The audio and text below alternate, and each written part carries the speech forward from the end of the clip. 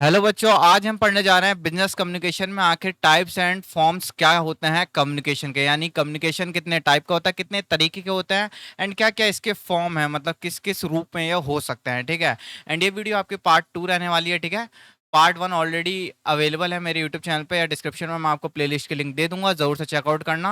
And आप किसी भी यूनिवर्सिटी से आते हो, डजेंट मैटर, अगर आपके में सब्जेक्ट है बिजनेस कम्युनिकेशन तो ये वीडियो आपके लिए काफ़ी हेल्पफुल रहने वाली है। तो वीडियो को एंड तक देखना। तो चलिए वीडियो को शुरू करते हैं। तो हमारा पहला टॉपिक है वर्बल कम्युनिकेशन। आखिर वर्बल कम्युनिकेशन क्या होता है? तो वर्बल कम्युनिकेशन वो सारी चीजें होती हैं जितनी भी हम मुंह से बोलते हैं, ओरली। बात को समझ रहे हो? वर्बल कम्युनिकेशन में हमारा आता है ओरल और रिटर्न। अच्छा, रिटर्न क्यों आता है? रिटर्न तो हमारा लिखना हुआ ना, वर्बल थोड़ा ना हुआ। ये रिटर्न इसलिए हुआ क्योंकि first of all verbal communication का मतलब होता है कि हम अपने शब्दों को इस्तेमाल करके, क्या शब्दों कह लो या जो हमारे वर्ड्स होते हैं, ध्यान से समझो बच्चों, जो हमारे वर्ड्स होते हैं जो मैं बोल रहा हूं, इन वर्ड्स को या तो मैं बोल के किसी को बता सकता हूं या तो इन्हीं शब्दों को मैं लिख के आपको बता सकता हूं। बात समझ रहे हो? मेरा कहने का मतलब ये है कि वर्बल कम्युनिकेशन का मतलब होता है कि जब हम अपने वर्ड्स या शब्दों को इस्तेमाल करके किसी दूसरे तक, जब ए पर्सन बी तक अपनी बात पहुंचाता है, कम्युनिकेट करता है, संचार करता है, तो वो वर्बल कम्युनिकेशन होता है। कैसे? जब वो अपने शब्दों का यूज करता है। अब वो शब्दों का यूज अपना ओरली भी कर सकता है और रिटर्न भी कर सकता है। ऐसा कोई वो नहीं है कि आपको ओरल ही करना है या रिटर्न करना है। ठीक है, दोनों में से कोई भी यूज हो सकता है। अच्छा, ओरल के अपने अलग फायदे होते हैं, रिटर्न के अपने अलग फायदे होते हैं। देखते हैं क्या क्या। तो पहला है इफेक्टिवनेस। जो ओरल कम्युनिकेशन में है ये काफी हाईली इफेक्टिव होता है। फॉर एग्जाम्पल, अगर कहीं पे कुछ हो रहा है या आपको किसी को अपनी बात पहुंचानी है तो ओरल सबसे बेस्ट होता है बहुत जल्दी बात पहुंचाने के लिए। अगर कहीं झगड़ा हो रहा है तो आप वहां मेल थोड़ा ना लिखोगे बैठ के कि चलो मैं मेल लिखता हूँ, झगड़ा सुलझाता हूँ। ऑब्वियस सी बात है, आप ओरल कम्युनिकेशन कहोगे कहोगे कि क्या बात हो गई, क्यों झगड़ा कर रहे हो, समझ रहे हो? और इसमें आपको फीडबैक काफी जल्दी मिलता है। ठीक है, brain storming and resolving conflict quickly, यानी जल्दी से जल्दी सब समाधान हो जाते हैं ओरली में। अच्छा, इसके माध्यम क्या होते हैं ओरल के? ये आप आए दिन ये सब इस्तेमाल करते रहते हो, face to face meetings, telephone calls and video conferences. ठीक है, आप सब इन सब चीज़ों से वाकिफ हो कि ये कैसे इस्तेमाल में आते हैं, इन्हें कैसे इस्तेमाल करा जाता है। ठीक है।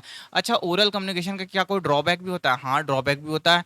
Leave no permanent record and can be easily forgotten और मिस इंटरप्टेड लेटर। यानी कि जो ओरल कम्युनिकेशन होता है वो उसका कोई परमानेंट रिकॉर्ड नहीं होता। फॉर एग्जांपल, अगर आप किसी को मेल करते हो तो वो गवर्नमेंट लीगली है, समझ रहे हो बात को? यानी वो औपचारिक रूप से गवर्नमेंट की तरफ से लीगल है। ठीक है, आप उससे केस भी कर सकते हो अगर आपके ऊपर कोई बात होती है तो। बट ओरल में ऐसा कुछ नहीं है। ओरल पूरा पूरा आपका दिमाग के ऊपर है कि कोई व्यक्ति उस चीज को कितनी देर तक याद रख पाता है। ठीक है, अगर वो अगला व्यक्ति ही भूल जाता है कि उसने क्या बात बोली थी तो वर्बल कम्युनिकेशन का फायदा ही क्या हुआ, समझ रहे हो बात को? अब दूसरी तरफ है रिटर्न कम्युनिकेशन, यानी उन्हीं शब्दों को अब आप बोल के अब आप व्यक्त नहीं कर रहे हो, अब आप लिख के व्यक्त कर रहे हो। कैसे? पहला ये इफेक्टिव है इसका क्या होता है? Essential for official record, complex instruction and legal documentation. यानी अगर आपका कहीं ऑफिशियल रिकॉर्ड रखना है, आपको कहीं सबूत रखना है, आपको लग रहा है कि नहीं मुझे भविष्य में इस चीज की जरूरत है, मुझे इसका प्रूफ चाहिए भविष्य में। ठीक है, किसी ट्रांजैक्शन का, कोई बिजनेस डील का, तो वहां पे ओरल ही नहीं होता। ओरल भी होता है, पहले ओरल ही डिस्कस करते हैं, उसके बाद रिटर्न में हम देते हैं बिल वगैरह। बात को समझ रहे हो? तो दोनों चीजें करी जा सकती हैं।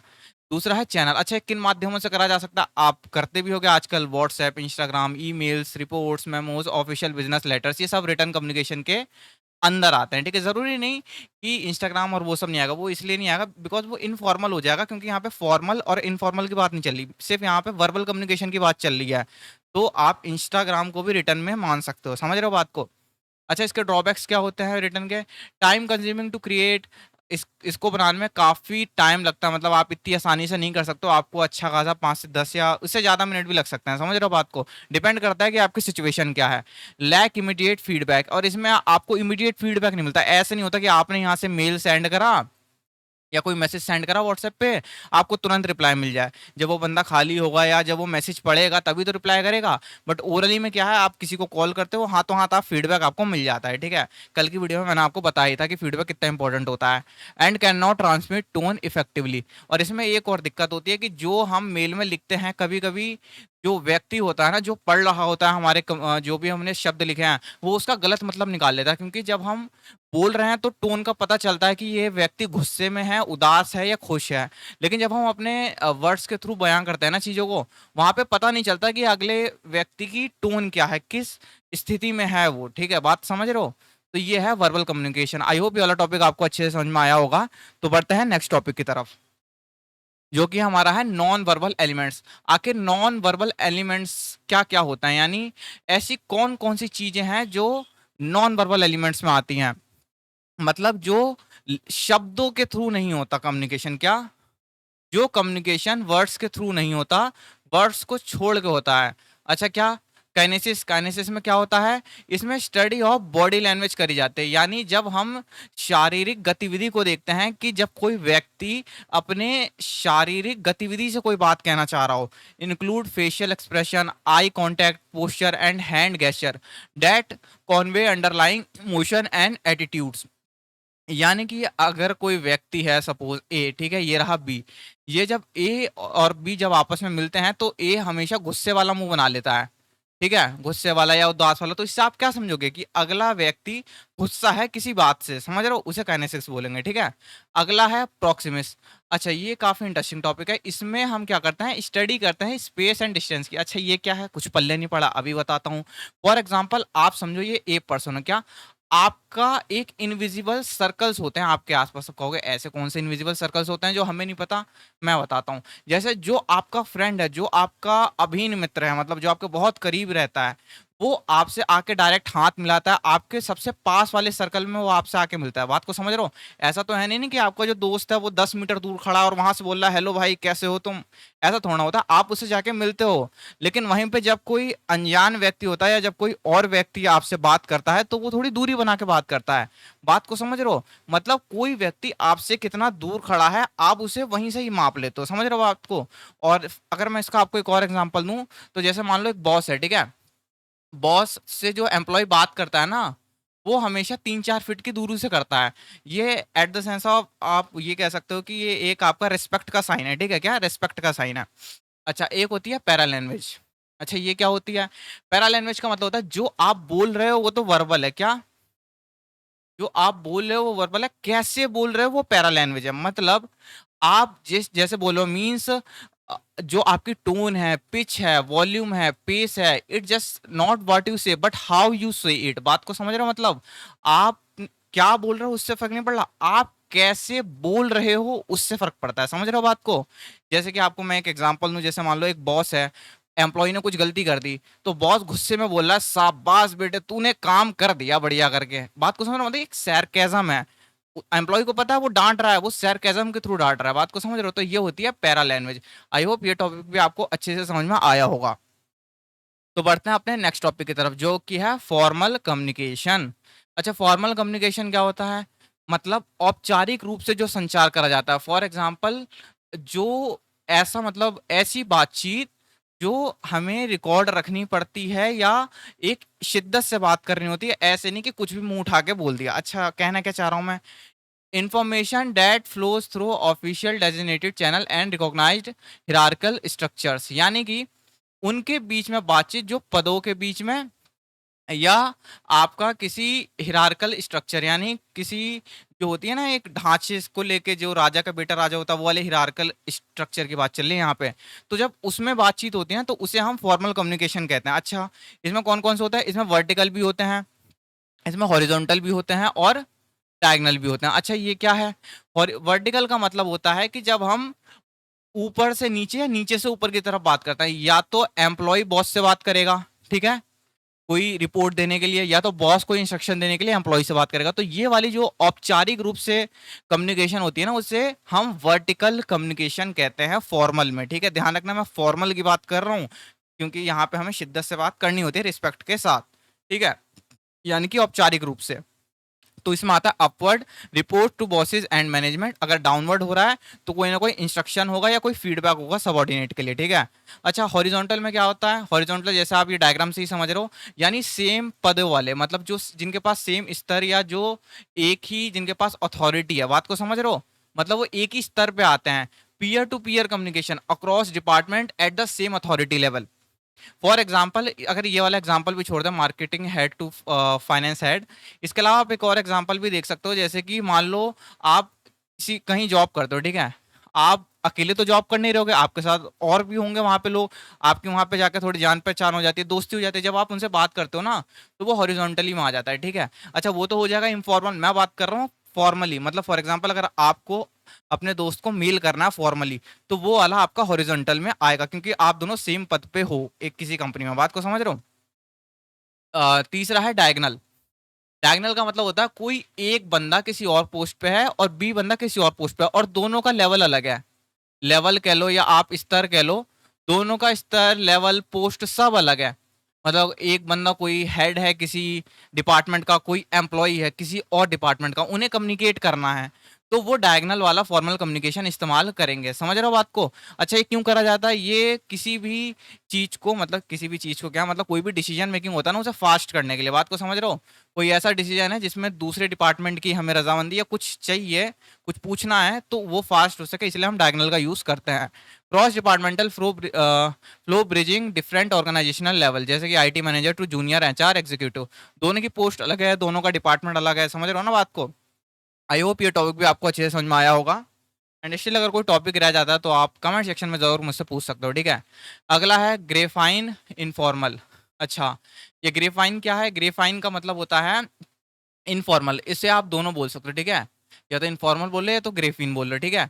इसका मतलब होता है कि इनफॉर्मल अनौपचारिक तरीके से जो भी बातचीत होती है, मतलब जैसे आप अपने दोस्त से अभी बात करने लग जाओ, तो वो जो बातचीत होती है वो सब इनफॉर्मल होती है, बात को समझ रहे हो। अच्छा, इसका नेचर क्या होता है, unofficial communication network that develop spontaneously among employees based on social relationship, यानी वो बातचीत जो आप अपने मन से करते हो, जब आप कहीं काम करने जाते हो तो वहाँ पे आपको जो एनवायरनमेंट मिलता है, जो वहाँ पे आपको लोग मिलते हैं, जब आप उनसे बातचीत करते हो तो वो इनफॉर्मल कम्युनिकेशन होता है, वो किसी बिजनेस के परस्पेक्टिव से नहीं होता, बात को समझ रहे हो। जो फॉर्मल कम्युनिकेशन होता है वो बिजनेस के परस्पेक्टिव से होता है, बात समझ रहे हो, उसमें बिजनेस होता है, लेकिन जो इनफॉर्मल होता है ना, उसमें कोई बिजनेस वगैरह नहीं होता, आप अपने पर्सनल सेटिस्फेक्शन के लिए बात करते हो, समझ रहे हो।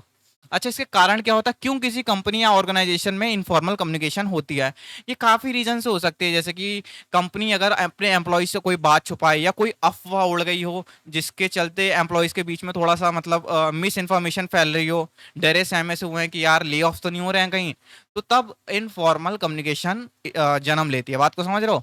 Emerge when formal channels are too slow, जब जो औपचारिक चैनल्स होते हैं ना, मतलब जो फॉर्मल कम्युनिकेशन है, अगर वो इतने धीरे हों कि लोगों को पसंद ही नहीं आ रहे हैं, वो तो कह रहे हैं कौन फॉर्मली बात करे, सीधे कॉल करा जी बॉस ऐसे ऐसे बात हो गई है, सीधे बता दो, समझ रहे हो। ओपेक और during times of high uncertainty and change, ठीक है, मतलब अगर कोई चेंज हो रहा है, जो मैंने बात बताई जैसे कि ले ऑफ हो रहे हैं और अफवाह फैल गई, तब भी ये चीज़ ऐसी हो सकती है। अच्छा, इसके क्या बेनिफिट होते हैं, इसके कुछ बेनिफिट भी होते हैं इनफॉर्मल के। अच्छा, क्या एक्सट्रीमली फास्ट होता है, मतलब अगर कोई न्यूज़ फैलानी है तो भैया अपने ग्रुप चैट में फैला दो भाई, सब पूरी अच्छे से फैल जाएगी, बात समझ रहे हो। Act as a safety valve और एम्प्लॉय इमोशन, एम्प्लॉय को भी थोड़ा अच्छा लगता है जब वो सोशली थोड़ा बात करता है, एनवायरनमेंट में जब आता है काम पे लोगों से बात करता है तो उसे भी अच्छा लगता है। बिल्ड टीम सॉलिडेटरी, जब ऑब्वियस सी बात है डिपार्टमेंट का रिलेशनशिप भी अच्छा होगा जब वो आपस में बात करेंगे, तो मीन्स ट्रस्ट बढ़ेगा, बात समझ रहे हो, क्या बढ़ेगा, ट्रस्ट बढ़ेगा, क्योंकि आप जिससे भी डेली बेसिस पे बात करते हो ट्रस्ट तो आपका बढ़ ही जाता है ना। अगला है रिस्क। अच्छा, इसमें कुछ रिस्क भी होता है क्या, काफी बच्चों ने गेस भी कर लिए होंगे, क्योंकि जो इनफॉर्मल होता है ऑब्वियस सी बात है उसमें डिस्टॉर्शन बहुत होता है, यानी कि उसमें झूठ वगैरह भी काफी हो सकता है, बढ़ा चढ़ा के बात बोली जा सकती है, समझ रहे हो, या कोई झूठी अफवाह भी फैलाई जा सकती है, और जरूरी नहीं कि सारी बातें सच्ची हों, कुछ ऐसी होती है ना बस फैला देते हैं ना, सच भी नहीं होती वो, समझ रहे हो। तो ये सब रिस्क इसमें होते हैं इनफॉर्मल में, ठीक है। आई होप ये वाला टॉपिक भी आपको अच्छे से समझ में आया होगा। एंड हमारा जो नेक्स्ट टॉपिक है वो है कम्युनिकेशन सिनर्जी है। इसका मतलब होता है कि जो संचार के बीच में तालमेल कैसा है, मतलब क्या आप जब बोल रहे हो और जो आपकी बॉडी है क्या वो अच्छे से तालमेल बिठा रही है या नहीं। फॉर एग्जाम्पल अगर आप कोई बात बोलो, जैसे आप इंटरव्यू में बैठे हो, क्या इंटरव्यू में बैठे हो चेयर पे, ठीक है, आप ये चेयर पे बैठे हो और सामने इंटरव्यू में कुछ सवाल पूछा और आपने उसका जवाब दिया आंखें नीचे करके, आपका जवाब सही है लेकिन आपने आंखें नीचे कर रखी हैं, आप अपनी उंगलियां चटका रहे हो, तो ये साफ सीधा इशारा है कि आपके अंदर कॉन्फिडेंस नहीं है। बात समझ रहे हो? True communication mastery occurs when verbal words and non verbal actions are perfectly aligned, यानी जो आपके वर्बल शब्द हैं और जो आपके शारीरिक गतिविधि है, जब वो दोनों आपस में तालमेल खाती है ना, तब एक कम्युनिकेशन कह सकते हो कि ये बहुत अच्छी कम्युनिकेशन है। बात समझ रहे हो? अच्छा, पहला है वैलिडेशन, यानी कि a firm handshake, direct eye contact and upright posture actively validate the verbal message, building trust.